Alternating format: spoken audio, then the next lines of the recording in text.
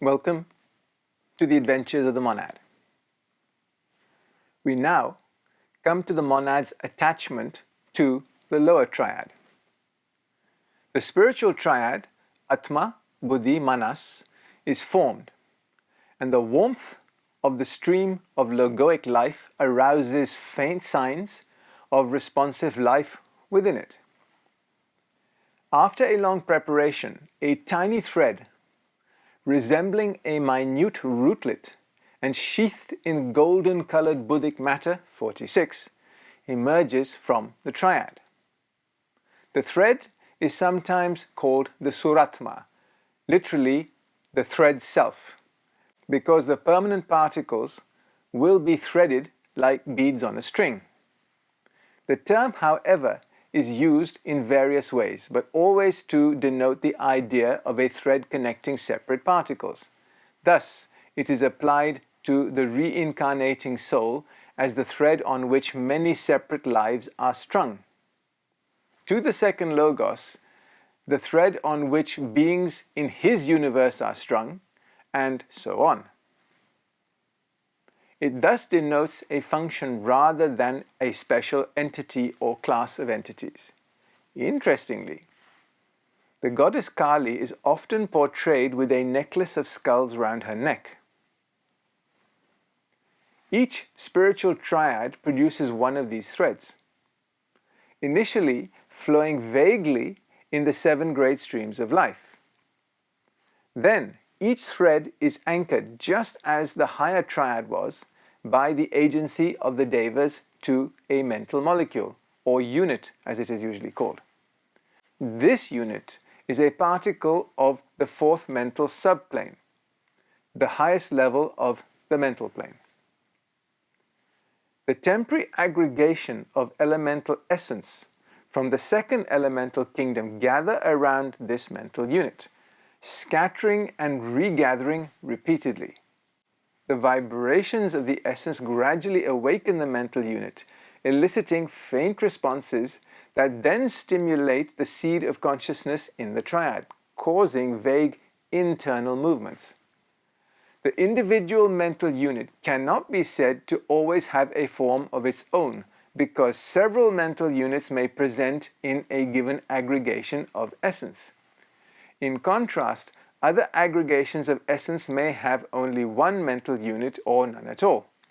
Thus, with incredibly slow progression, the mental units gradually obtain certain qualities. They acquire the ability to vibrate in specific ways that are associated with thinking, which will eventually enable the formation of thoughts. This is why it takes so many rounds and globes to get anything off the ground. A lot of preparatory work has to be done to get any life moving as we know it. In this process, we are assisted by the devas of the 2nd elemental kingdom. The devas direct vibrations towards them, to which they gradually begin to respond. Additionally, the devas surround them with the elemental essence that they emit from their own bodies. Furthermore, each of the 7 typical groups is separated from the others by a delicate wall of monadic essence, atomic matter ensouled by the life of the 2nd Logos, the beginning of the wall of the future group's soul. The diagram illustrates the process just described. The entire process is then repeated at the next lower level. The thread of life encased in Buddhic matter and with the mental unit attached extends outwards to the emotional plane, where through identical means an emotional atom becomes attached. Temporary aggregations of the elemental essence of the 3rd elemental kingdom gather around this emotional permanent atom, dispersing and reassembling as before. It should be noted that when we talk about a permanent atom, we do not mean an atom in the traditional sense. This so-called atom is made of countless billions of monads that have a controlling monad of tertiary matter. The tertiary matter itself forms a cluster, which is then called a permanent atom. One thing these atoms have in common is that they are made from monadic substance of the primary subplane of each plane of matter. Similar results occur when the emotional atoms are gradually awakened to faint responses, which are then passed upwards to the seed of consciousness, once again producing subtle internal movements. In this way, the emotional permanent atoms develop the ability to vibrate in specific ways, connecting with sensation, which will later make sensation possible. As before, this process is aided by the action of the devas of the third elemental kingdom. The wall of each of the 7 groups now has a second layer made of emotional monadic essence, getting closer to the wall of the future group soul. Once again, the process is repeated. When the strong wave of life has moved on to the physical plane, the thread of life covered in Buddhic matter, along with its connecting mental unit and emotional permanent atom, extends downwards and takes hold of the physical permanent atom. Around this atom, etheric matter gathers, just as before. However, the denser physical matter is more stable than the finer matter of the higher planes, so much longer lifespan is observed.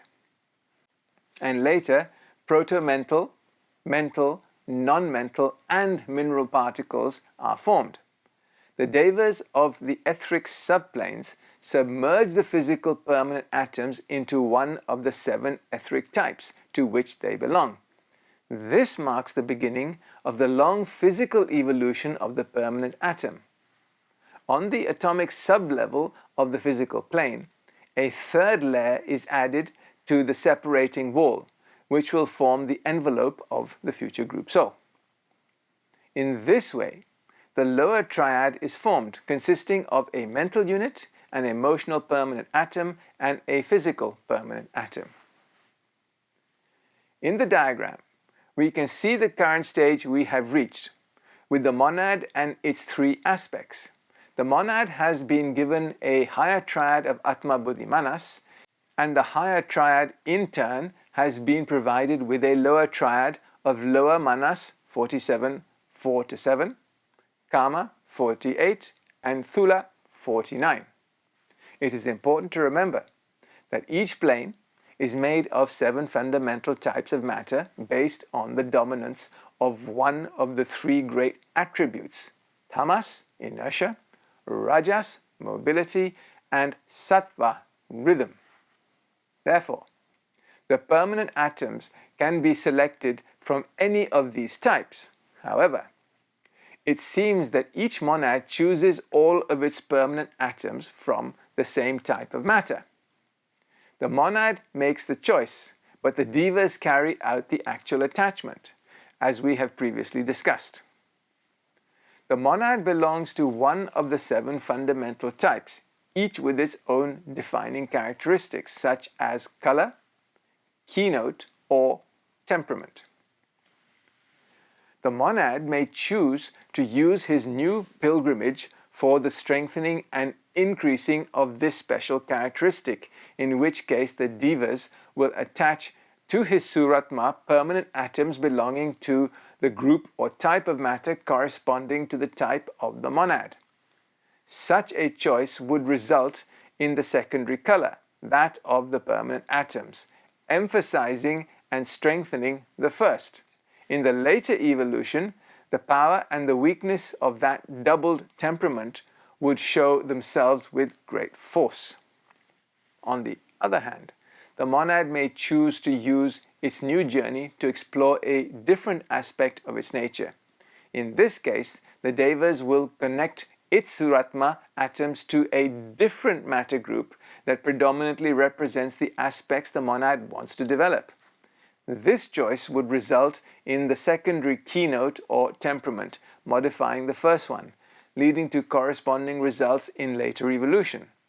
This type of choice is more common and leads to greater complexity of character, especially in the final stages of human evolution, when the influence of the monad becomes more strongly felt.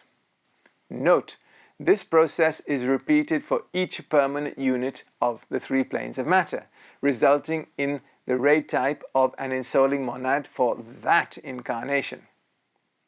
The permanent atoms of both the higher and lower triads are of the same type. The bodies of the higher triad are relatively permanent and reproduce the keynote of their permanent atoms.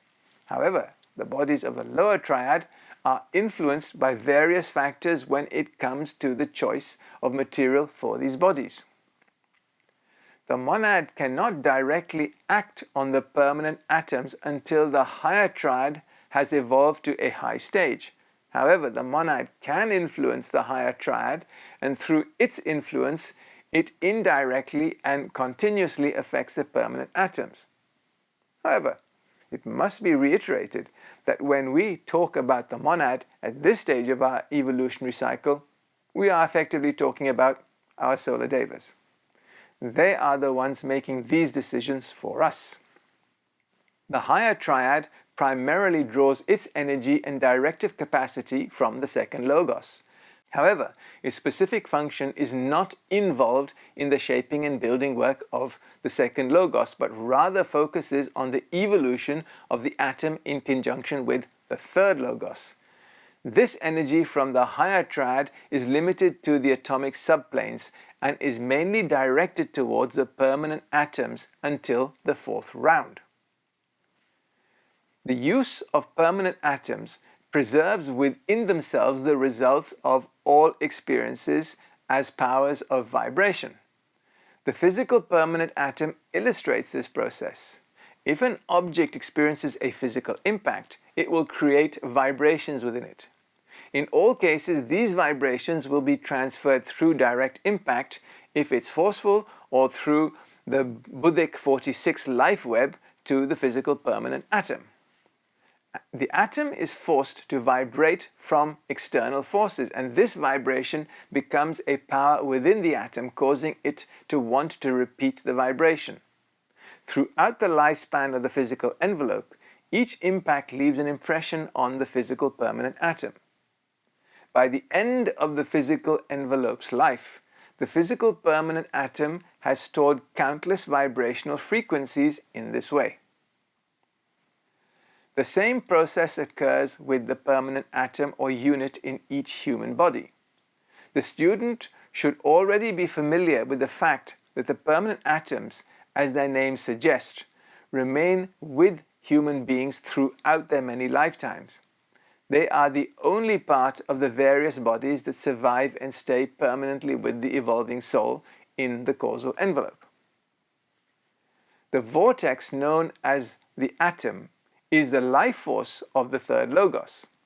The walls of the atom gradually formed on the surface of this vortex is created by the descent of the life force of the second logos. The second logos only faintly outlines the spirals as delicate channels and does not animate them. The monad's life force flows down and enlivens the first of the spirals, making it a functional part of the atom. This occurs in the first round. Similarly, another of the spirals is eventually enlivened in successive rounds and becomes active. These spirals are what we have termed spirally in other presentations. The prana uses the first set of spirally, which affects the dense envelope. The etheric envelope uses the second set with the prana. The prana uses the third set affecting the emotional envelope, thus developing the power of sensation. The fourth set is used by prana of kama manas, making it fit to be used for building a brain as the instrument of thought. In the fourth round, the usual number of spirally at work is 4 in both permanent and ordinary unattached atoms. However, in the case of a highly evolved individual, the permanent atom may have 5 or even 6 spirally at work.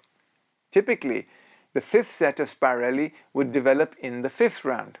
Still, advanced individuals, through certain yoga practices, develop both the fifth and the sixth set of spirally even now. The monad not only works with the permanent atoms themselves, but also affects other atoms that are drawn around the permanent atom in a similar way. However, This process of bringing these other atoms to life is only temporary. When the physical envelope disintegrates, these atoms return to the general pool of atomic matter. They may be taken up and used by another monad. Due to their prior experience, they may be more easily brought to life again. This work occurs with all the permanent atoms of the monad, and these atoms evolve more rapidly due to their association with the monad. Getting one's head around the concept of how atoms get attached to form a triad unit is not easy to comprehend. You will need to go back and recap the last few presentations on the attachment of atoms in both the higher and lower triads. In the following presentation, we will look at the creative hierarchies. Thank you.